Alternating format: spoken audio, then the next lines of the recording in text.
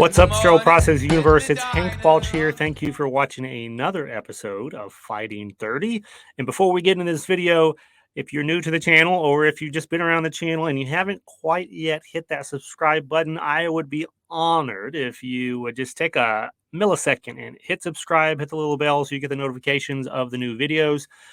So let's jump right into this. There will be a time, potentially, in your career that you decide, I need to take a break from the sterile processing industry. Lots of folks around the industry have done this. Many come back and many go on to do awesome, amazing, wonderful things in a completely different industry, and that's okay. But this video in particular is how to make sure if you take a break to do so successfully. There's a couple of tips that we've learned throughout the years and throughout talking to many people who have done this, as I said, about how to leave, but also how to come back if you need to. So number one, the most obvious, do not burn any bridges. If you're burned out, if you're stressed out, if you've been treated badly at your facility or by your boss or by your coworkers, that can be very, very stressful, and I understand very frustrating. And you may be tempted to quote the country singer Johnny Paycheck and say, "Take this job and shove it." But I urge you not to do that. Now, once you go home and talk to your friends and family and loved ones, you can talk all the trash and all the frustration and vent all that you want, but try to keep that internalized as much as you can with your coworkers and in particular with your bosses and HR. Now, you do want to communicate truthfully why you're leaving. I'm not saying don't tell the truth or, lie about that kind of thing, but you don't want to be overtly angry and, burn the bridge, because we're talking about successfully taking a break. We're not talking about breaking the bridge behind us for no return. So just be cognizant, as stressed out and burned out and frustrated as you may be. Try to think long term to not burn this bridge unnecessarily, because I'll tell you, sterile processing is a very, very small world. And you may be thinking, I'm moving across the country, I don't have to worry about these people. People know each other, and they talk, especially in the days of social media now. More and more folks are even more connected than they've ever been. So be very, very careful. Very, very careful about that. Number two, keep your credentials current.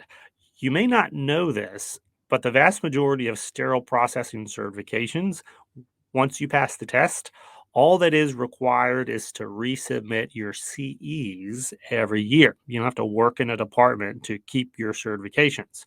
What can happen sometimes is folks say, I'm going to take a break, and they go out, for 12 months or more. And then they're like, you know what? I really miss sterile processing. I want to go back. And then they realize, oh, crap. I did not keep up my credentials, and now I'm going back as an uncertified technician, even though they may have had 1, 2, 3, 4 certifications behind their name. So be strategic about that. If you're going to take a break, just put it on your calendar, because it can be easy to forget. If you're out of the sterile processing industry, you're not talking to sterile process people every day, it's easy to forget about those CE requirements. So put it on your calendar like 6 months out to say, hey, I'm going to start working on those CEs. Just keep it up. That CE process might even be enough to kind of stir your desires back a little bit more to come back to sterile processing. Who knows? But either way, it just keeps that door open so that if you come back, you don't have to come back all the way at square one. You can come back with all your credentials still intact. Okay. So number one, do not burn the bridge.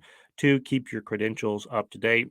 And 3, and this is very important, particularly for those of y'all who are on LinkedIn, but keep that network fresh. I have known many people that have taken a break.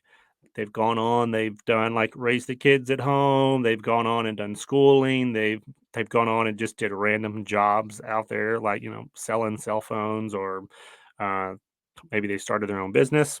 But they were intentional about keeping that sterile processing network uh, active and engage, and particularly through LinkedIn. So, following those LinkedIn conversations, commenting on threads, connecting with people who are still in the space, talking, letting folks know what's going on.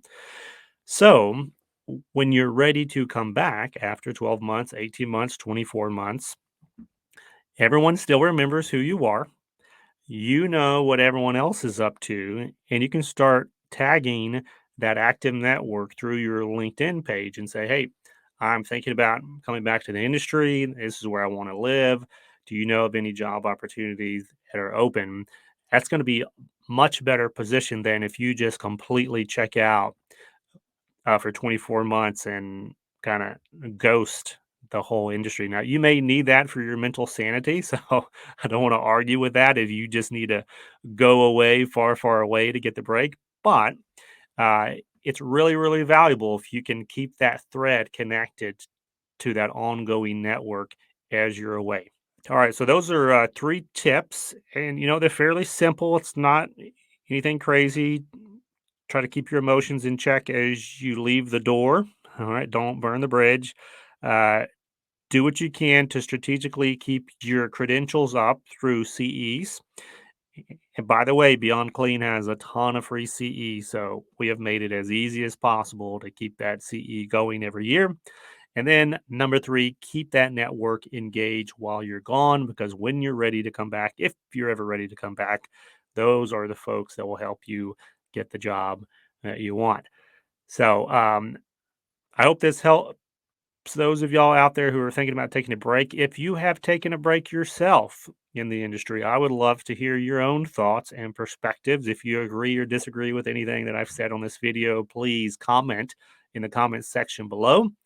And until next time, guys, keep saving lives, keep being heroes out there in hospital basements around the globe. And as always, keep fighting dirty.